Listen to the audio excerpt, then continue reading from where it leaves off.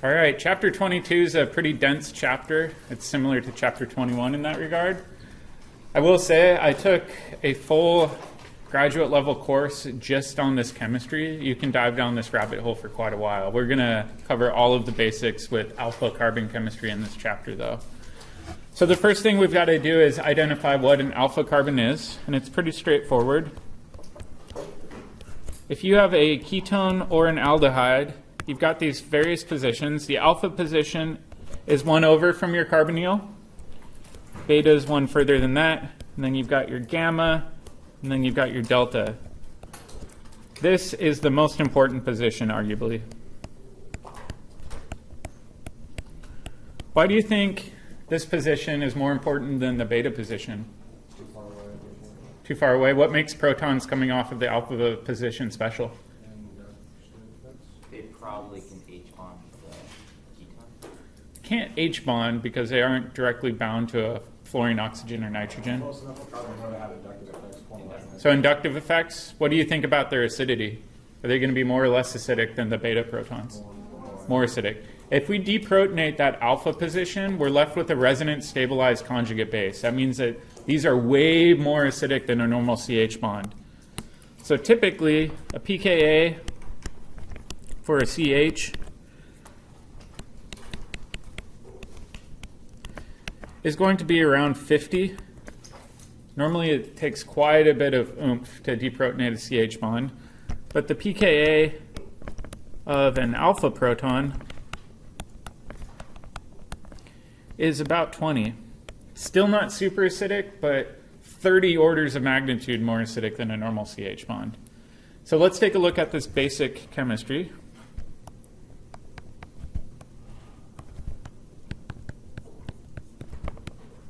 This is going back to first term. Let's just do acetone real quick. And I'm only going to show one of the alpha set. And let's use a generic strong base. So we could use something like sodium hydride. We could use LDA, one of the really good ones. You can grab this proton and then clamp down.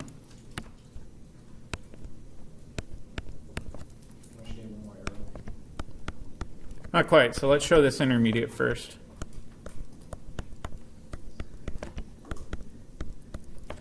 And we said that this is a special conjugate base because it's got resonance stabilization. So let's draw both resonance structures.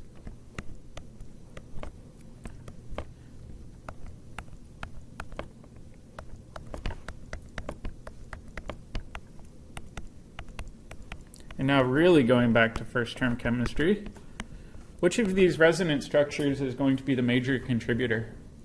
The right. The one on the right? Why is that? Oxygen has the electronegative. Yeah, the first thing we look for is full octets. In this case, they all have full octets. Both of them do. And then after that, we look at the one where the negative charge is on the more electronegative atom. So the one on the right is actually the major contributor. And this is referred to as an enolate.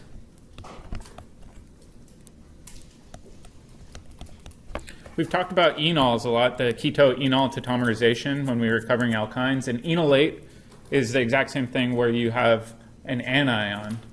So that oxygen doesn't have a proton coming off of it. So enolate. We can do this same sort of chemistry with acid too.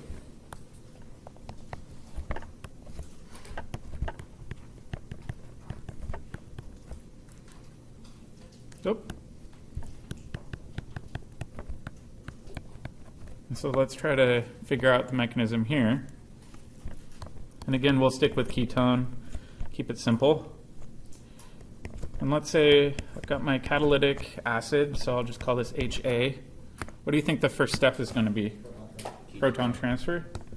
We've seen this carbonyl act as a basic site before.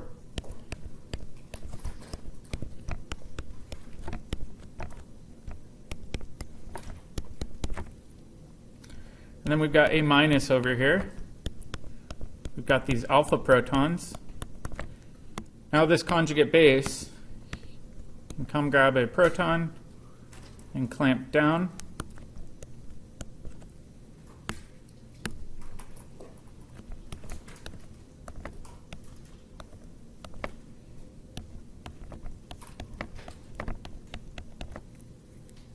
Actually, I'm just going to jump all the way up to the oxygen. There's no point really drawing the resonance structure there. So we'll turn this into a double bond.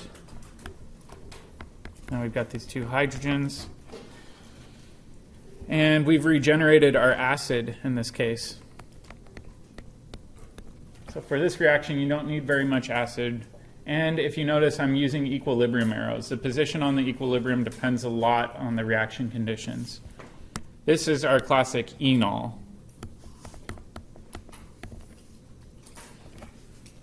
So that's one thing I hear students get confused a lot with, is they mix up the term enolate with an enol. Enols are neutral, enolates have a charge. This can also happen with catalytic base as well.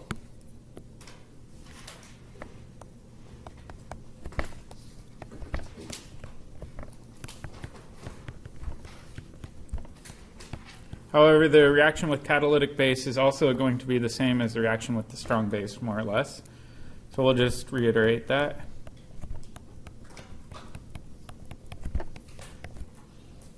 So, for example, if you've got hydroxide around, hydroxide's not a super strong base, right? But you can still draw this equilibrium.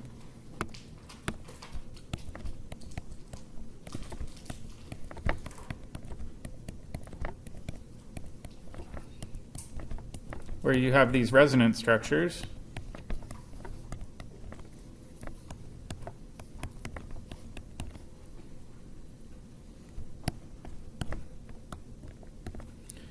And you have water around, right? You've generated that with your base. And this oxygen can go grab a proton from the water that you generated.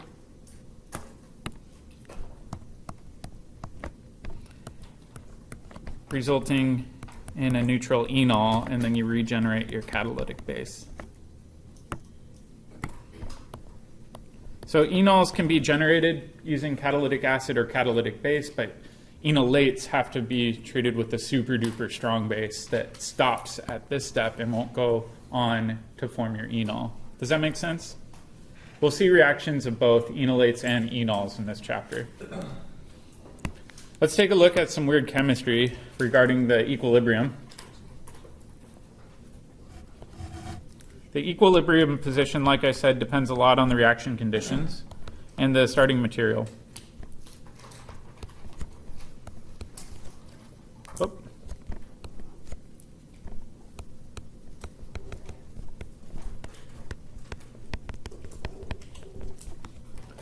Okay, so let's take a simple ketone. So cyclohexanone. And I'll treat this with catalytic hydroxide, for example. I'll just put a catalytic underneath. If we think about the equilibrium, do you think it's going to favor the enol side or the ketone side? Ketone. We saw that a lot in the alkyne chapter, right? We said it's going to be like 99.99% on this side. And very, very little of the enol will be present in equilibrium. All right, now I've got a more challenging one for you guys. Let's do this diketone. What I want you guys to do is to draw the enol that you think we would get over here, and then determine the position of the equilibrium. It's still catalytic base. Yep, catalytic base. So we'll do OH minus catalytic.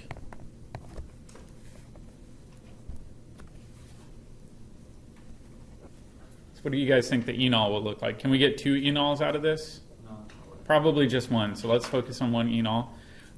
And then the question is, all right, where's the alkene going to be? Do you think it's going to be on this outside? No. So the main question we've got to ask is, this set of alpha protons going to be more acidic in blue, or is this set in red going to be more acidic? Red. The red one, why?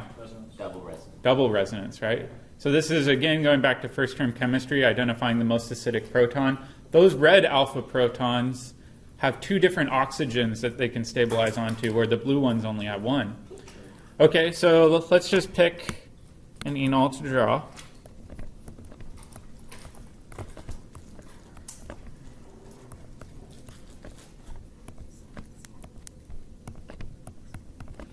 Okay, so that would be our enol. What's special about this? Hydrogen bonding. It's kind of weird to think about, but it can hydrogen bond with itself and form a six-membered ring. If there's a hydrogen bond, is it a true six-membered ring? Yeah.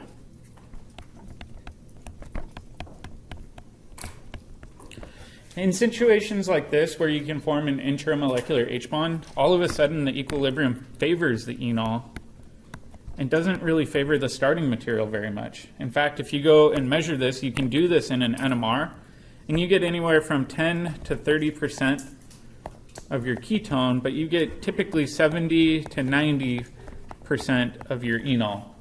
And this depends a lot on the solvent that you're running this in. So is it a polar protic solvent? Is it a non-polar solvent? Is it a polar aprotic solvent? You have to be very careful with your solvent selection, and that will change the position of the equilibrium. Okay, let's do one other one. So the intramolecular H bond isn't an actual bond, it just stabilizes it. Yeah, it helps stabilize it. Let's do another one. Let's do this conjugated ketone.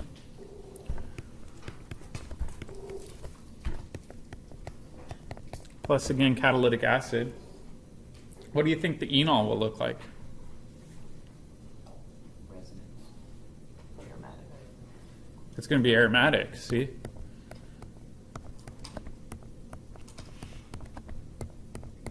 So aromaticity can also make it the enol more favorable than the ketone in this case. So these protons coming off this position are super duper acidic, way more so than a normal CH proton, because if you deprotonate them, you restore aromaticity to the system.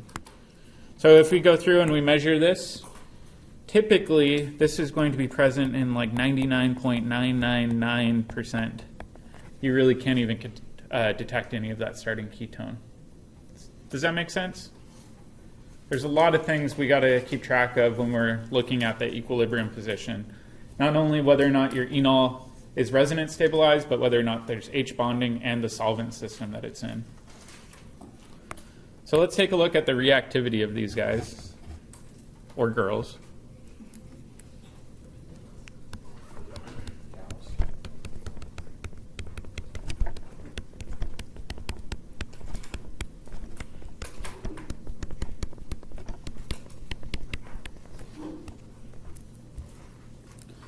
So let's draw the two resonance structures of our enolates. We said there was one where you have a negative charge down here, and this is resonance stabilized. We said the major contributor is where that oxygen has a negative charge, but both of these can be reactive, right? So do you think these are going to act as nucleophiles or electrophiles? Nucleophiles, right? Nucleophiles have that extra electron density. So we've got these two different nucleophilic sites that can react with electrophiles.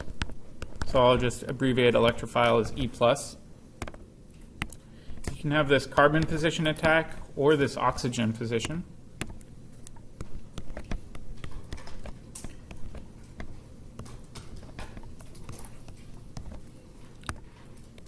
And you can get your electrophile to attach to the alpha carbon, or, whoops, sorry, the double bond should be down here, or you can get it to react with the oxygen. So these are really common reaction pathways. Usually, when we're looking at these, we're going to focus primarily on the alpha carbon reactivity, not on the oxygen reactivity. However, there are some situations where you can react at the oxygen position. Does that make sense? Is there a way to force it to favor one or the other? Yes, there are specific reaction conditions that can favor carbon over oxygen. Oftentimes that depends on the cation that's present. So if we look at this, right, I haven't drawn any of the cations. It could be sodium, it could be lithium, it could be potassium, It could be a wide variety of different cations. That cation has a huge impact on which site's going to be more reactive, and that has to do with something called ion pairing, which we unfortunately don't get to talk about in this class. But if you go on and read about it, it really has to do with how tightly the ions like to be close to one another, or if they don't really care how close they are, then the oxygen tends to be more reactive. Okay, so let's take a look at some base selection techniques.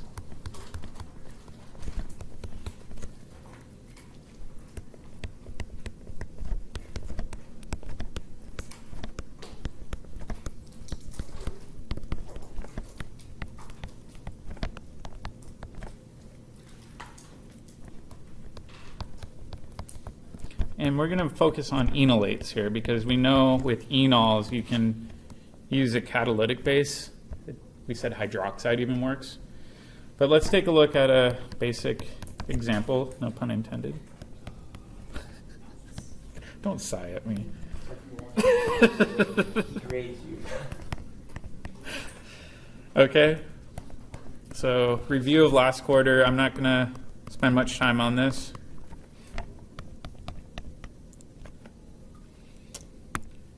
Last quarter, we said you always want to look at the two acids that are in solution, right? So we've got our starting acid, and then we've got our conjugate acid. In the pKa, you can typically find a pretty close pKa on that Evans pKa table. The pKa for acetone is 19.2. That means that our conjugate acid needs to have a higher or lower pKa than 19.2. Higher. pKa's are reversed to the negative one. Yeah, exactly. We want this one to have the lower pKa, right?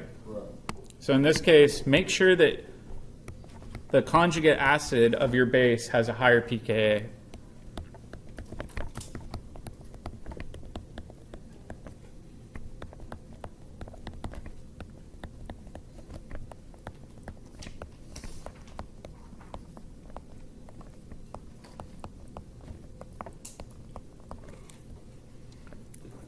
Does it have to be 5 higher like we said the first term? In general, that's a good strategy to pick something that's got 5 pKa units more. But the pKa of your ketone does depend a lot on things like intermolecular H bonding or resonance or aromaticity and things like that. So use that Evans pKa table. So for example, let's go through and just do a couple easy ones.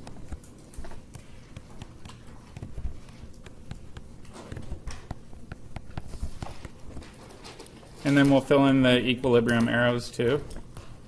So we already did this one where we've got intermolecular H bonding that occurs right here. And then our conjugate acid in this case is water. And we're not quite sure the equilibrium position. But if we go to the Evans pKa table, we can look this guy up.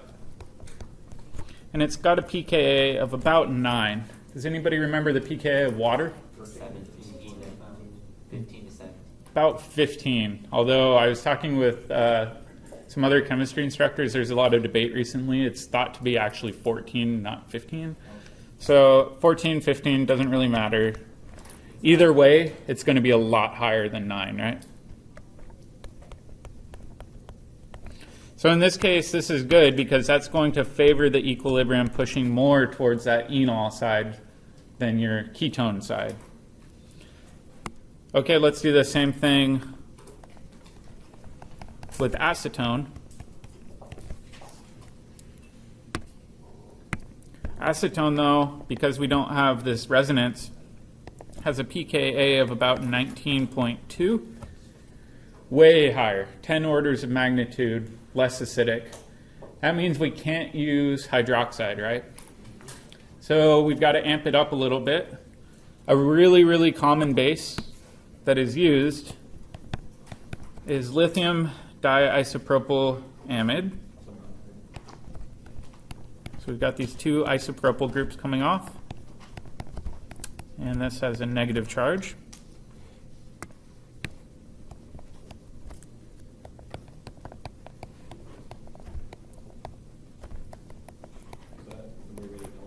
Yep. This is commonly referred to as LDA. This is a super duper common base. One reason people really like using this as a base is it's a super crummy nucleophile. Why is that? Yeah, it's super sterically hindered. So in this case, typically we like to use unhindered or hindered bases if we don't want it to do any other sorts of weird chemistry. And then we can form this enolate. When we do this, we form an amine as our conjugate acid. Amines are nice because their pKa is closer to 36. So it's way higher than the pKa of our starting ketone, which again means that we're going to favor our enolate over our starting material by a large extent. Does that make sense? I know a lot of this is review from first term, but I wanted to go over it a little bit. That is going to actually be bound. Well, I don't want to say bound, but the lithium is going to be on the other side.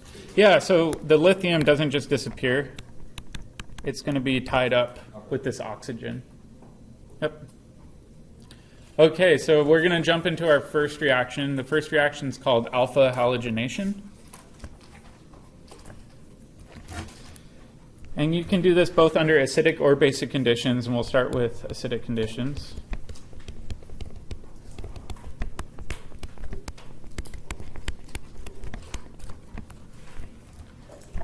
And we'll use an easy ketone. I won't make you draw a 7-membered ring. Until the next test, yeah. And you can treat this with acid, so H0 plus and Br2, and you can brominate your alpha position. This is a really useful intermediate because what would happen if we treat this with sodium hydride?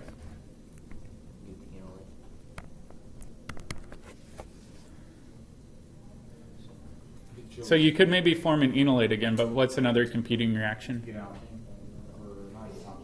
Yeah, you've got a leaving group, you could make an alkene, right? This looks a lot like E2 chemistry from first term. So if we do E2 chemistry, you can use this reaction as an intermediate to making what's called an alpha beta unsaturated ketone.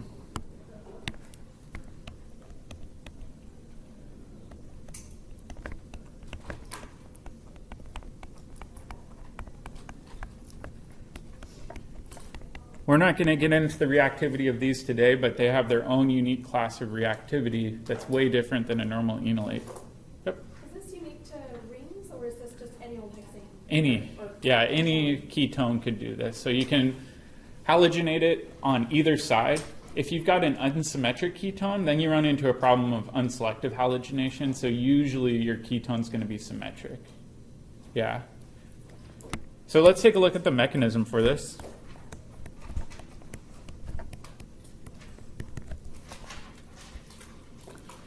Okay, so we've got our ketone, we've got our acid. In this case, we've got an oxygen that can act as a base, can steal this proton from our acid.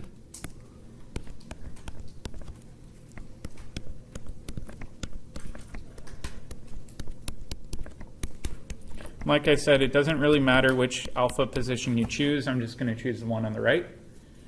And now we've got water around.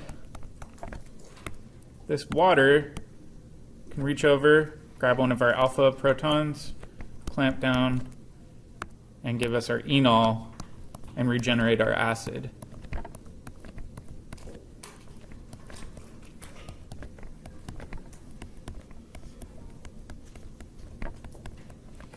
Okay, we said that the enol is usually not present in a large amount in equilibrium, especially with catalytic acid or base. However, there's enough around to act as a nucleophile.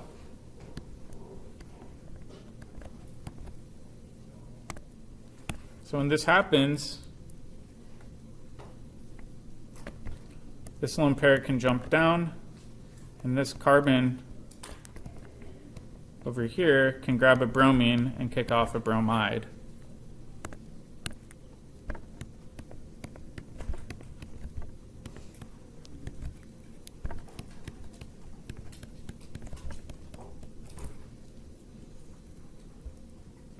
And then last but not least,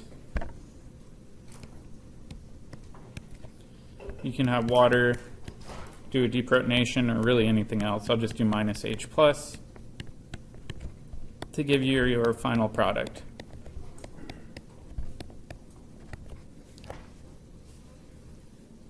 One problem with this sort of reaction is if you add in too much bromine, you can keep on halogenating the alpha positions, right? So now if we look at the remaining proton here, it's even more acidic than the original alpha protons because now it's got an electron withdrawing group attached to it. So you can keep on alkylating these if you've got too much bromine present. So I'll just do this.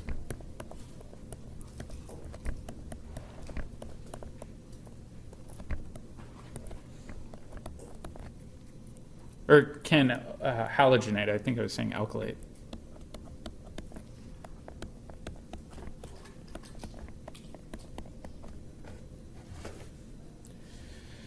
All right, does that make sense? Can you also line up two on the other side? Yeah, you can. So if you've got a huge excess, you can halogenate both alpha positions. However, if you control the amount of bromine that you have, you can just stop with one bromine. So you try and hash like the metric equivalence? Yeah, you have to keep track of the amount of bromine. Yep. For the arrow pushing for when the lone pair is coming down off the alcohol and then you said the carbon's going and attacking them? Mm-hmm. Yeah, let me, Is there another arrow maybe that could explain where that piebald is going? let's do it this way to avoid confusion. I'm going to slide this over since you guys can do that in your notes. And we'll draw the resonance structure. I think sometimes it makes sense to see both resonance structures. So for example, one resonance structure would be where you kick electrons over to that carbon.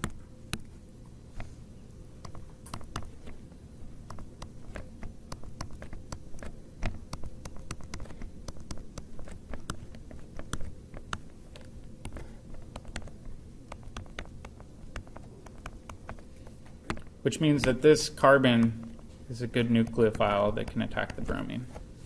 Yeah, so you can show it using either resonance structure that you're comfortable with.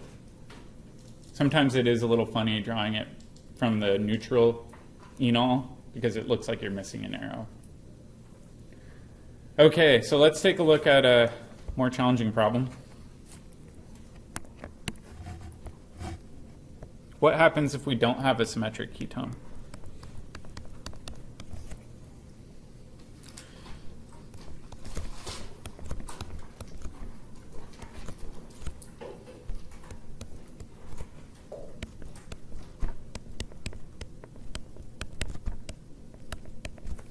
Question is, are we going to get the bromine attached on that right hand alpha position, or are we going to get it coming off the left hand alpha position?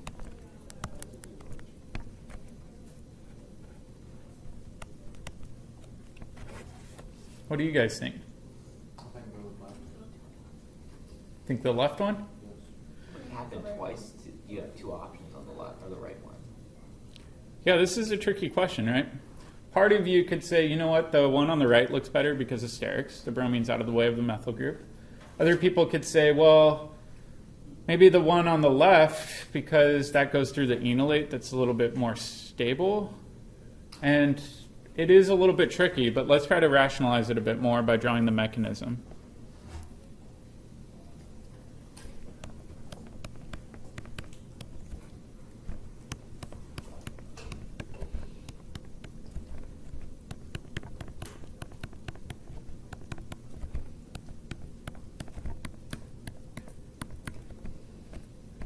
Okay, so we know we're going to protonate our ketone. Oh, thank you.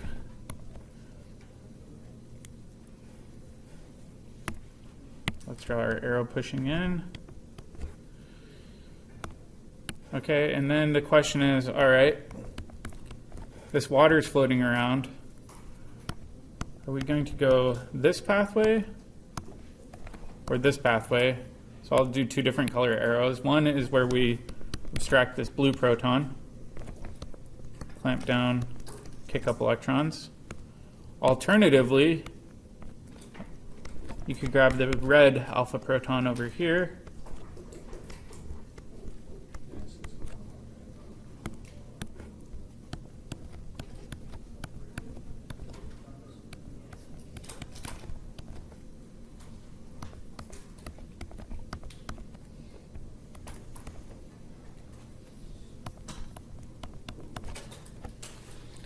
Do we agree that these are our two intermediates that are possible? They're possible, sure. Yeah. Okay, which one's going to be more likely? The right now, The right. which is usually the one that will. This is our more stable alkene / enol, which means it's going to be the more likely reaction pathway. And that means this will be our major product.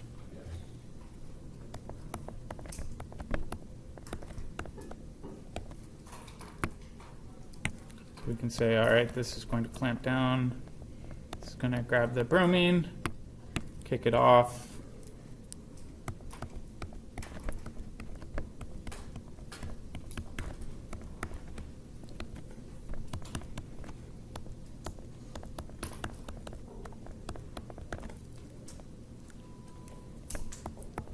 And this will give you your major product.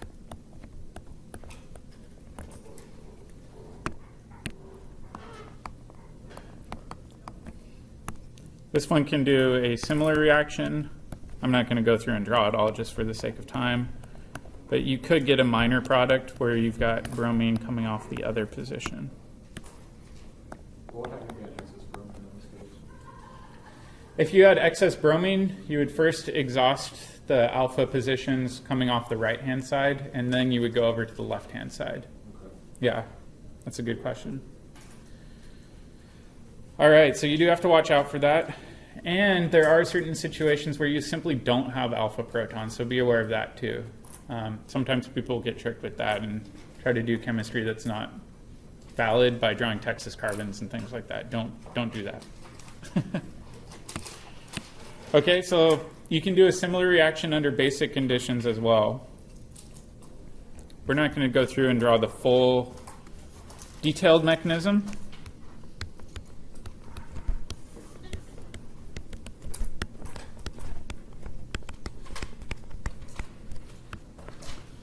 Because we already know how to form our enols.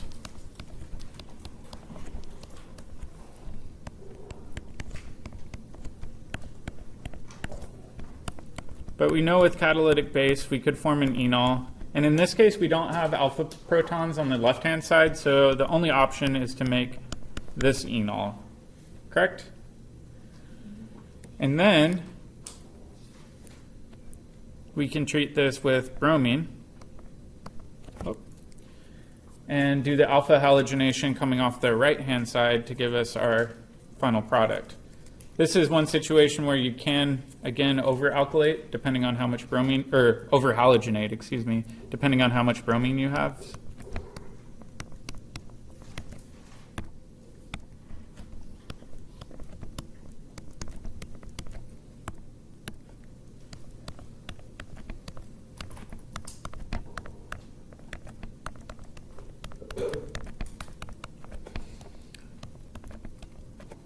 And then the good thing with this one is you've still got your base around, and this base can grab your proton off of your carbonyl and give you your neutral product.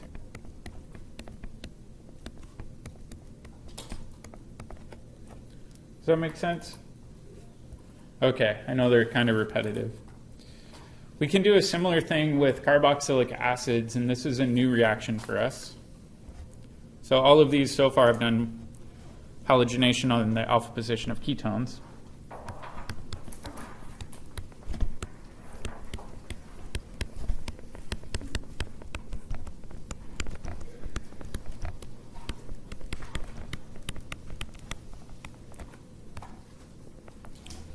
This is referred to as the Hell-Volhard-Zelinsky reaction.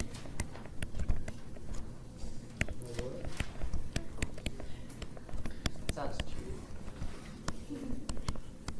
I'm going to test you guys on spelling. I'm just kidding.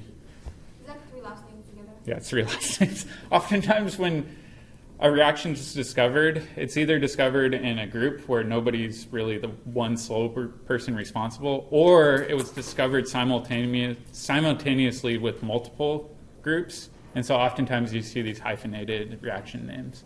So this is a Hell-Volhard-Zielinski reaction. Let's take a look at what goes on here. So someone's last name is Hell, is what you said. Yep.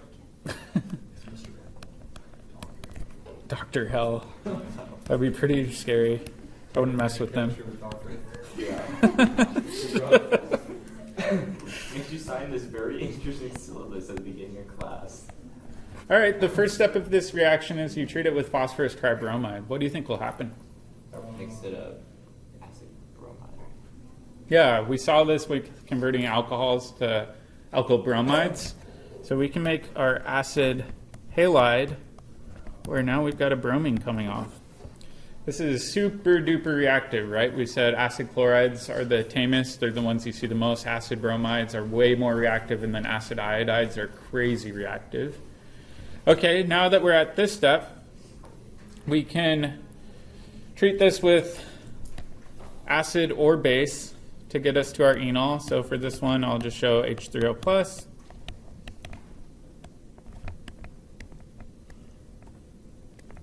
Oh, let me clean this up a bit.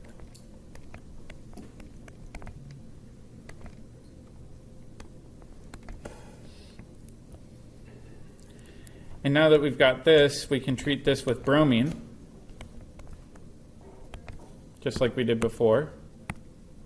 This can clamp down, this can attack, kick off a bromide.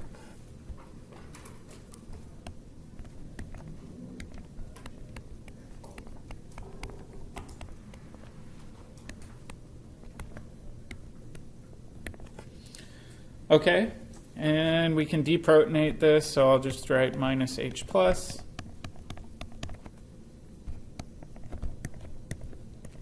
will give us our neutral acid halide with the bromine coming off the alpha position. And then what do you think happens with water if you add that in? Makes your carboxylic acid. Yeah, it reconverts that acid bromide back to a carboxylic acid. So you can do nucleophilic acyl substitution and convert this right back to your carboxylic acid. Does that make sense? It's a pretty odd looking reaction, but it's doable, although we will cover other reactions of carboxylic acids that are a little bit different than this later on in the term. All right, let's do another one that's directly related to our synthesis lab.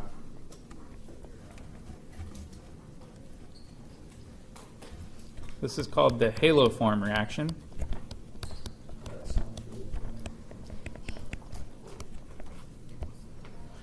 Okay, so I'm going to draw in a ketone where we only have one alpha set of protons.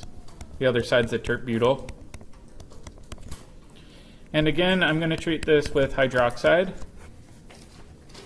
This could work with acid, however, it's usually done with a strong base in order to form your enol, and you'll see why in a second.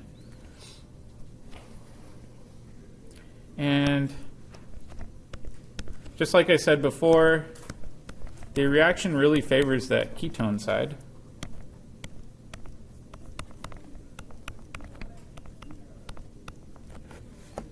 So we've got this negative charge that can delocalize to the carbon or the oxygen. However, right now we're mainly concerned with that carbon carrying the negative charge. And now at this step, you can treat this with some sort of halogen. So I'll just call this XX. This will work with bromine, iodine, or chlorine.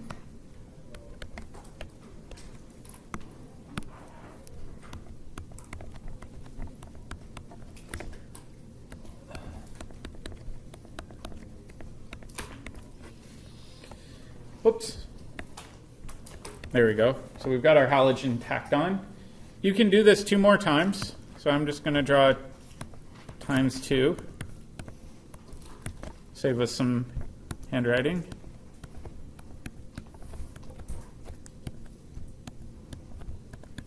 And now we've got 3 halogens coming off the alpha position, right? So we purposely over-halogenated the alpha carbon. Okay, at this step, you still have hydroxide around. Hydroxide can't find any more alpha protons. What do you think it could do if it can't find any alpha protons? Kick into the carbon. Yeah, it can add into the carbonyl.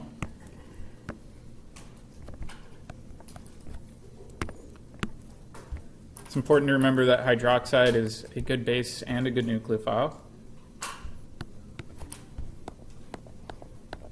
Is it not an equilibrium? Yeah, let's show it as an equilibrium. The reality is at this next step, it's not going to be.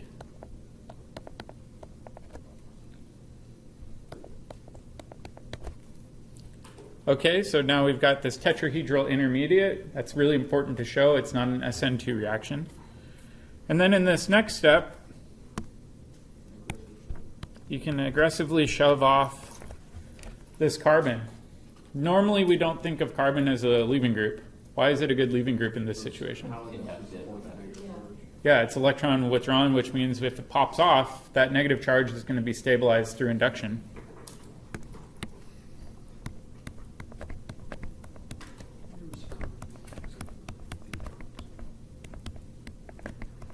Okay, and at this step, before anything else can happen, this will really quickly steal back a proton from the carboxylic acid.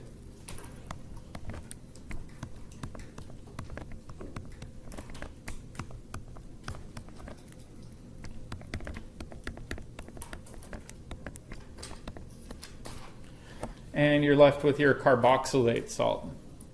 So if we think back to the chemistry we did in our synthesis lab, we use bleach, right? Bleach is a really gentle source of chlorine, right? Cl2. So really we were doing this reaction where the X's were chlorines. And then we got to the carboxylate salt. What was the last step you did before isolating your product?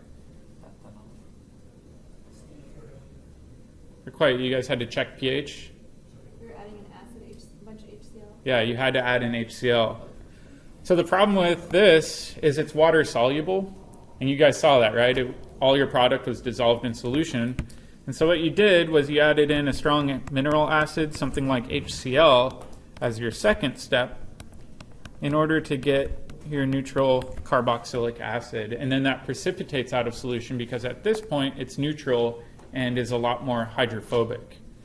This is a really neat reaction. It used to be done a lot for characterizing unknown molecules, particularly if you did have a methyl ketone, you could use iodine, and this would precipitate out iodoform. And you could see the iodoform crystals coming out of solution, and that told you you had a methyl ketone. That was in the era of pre-NMR days. Nowadays, we just use the NMR and we characterize everything. Yep? You just said that was the carboxylic acid was hydrophobic. Can it form 2 hydrogen bonds with water? It can. It depends on the number of... Side chain? Yeah, exactly. If you've got a lot of grease here, it's not going to dissolve in water. Okay. But if you don't have very many carbons, so let's say you've got a CH3 there instead of a tert-butyl, Okay. then it would be acetic acid, which is a lot more water soluble. Okay. But when it has this negative charge, it's really, really water soluble. Right. Okay. Yeah, good Is question. that the proper way to make chloroform? Or do they do it something like that? No, yeah, honestly, this is how people make chloroform, or used to make chloroform, was they'd take something like acetone and chlorine, treat it under basic conditions, and they would be able to isolate a bunch of chloroform this way. Okay, let's do... Oh man, we only have like 3 minutes left.